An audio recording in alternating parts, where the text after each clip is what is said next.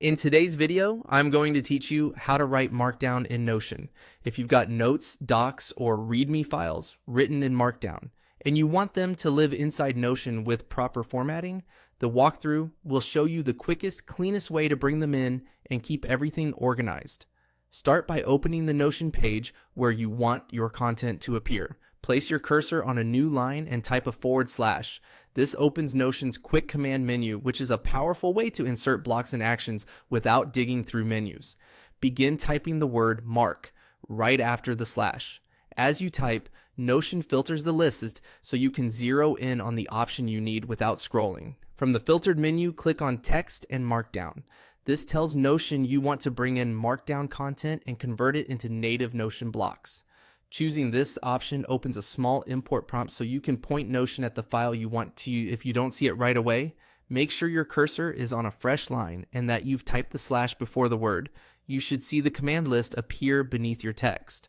Next, click on Choose File. This opens your computer's file picker. Notion supports common Markdown extensions like .md and .markdown, so you can select your saved notes directly. If your Markdown references local images, it helps to keep those images in the same folder as the Markdown file, so Notion can upload them alongside your text. Now, select the file you want to import. Take a moment to confirm you've chosen the correct document by checking the file name and location. If you keep different versions of your notes, pick the most up-to-date one. Once selected, you'll return to Notion's prompt with the file attached and ready to go. Finally, click Continue. Notion will import and convert your Markdown into headings, paragraphs, lists, code blocks, and other native blocks automatically. Give it a quick scan to make sure everything looks right. If you see small spacing issues, you can tidy them up directly in the page.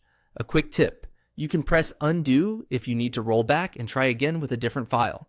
And after import, you can still type Markdown style shortcuts in Notion, like using hashes for headings or backticks for inline code, and Notion will convert them on the fly as you press space or enter. That's all it takes. With these steps, you can bring your Markdown into Notion smoothly and keep your notes easy to edit, search, and share.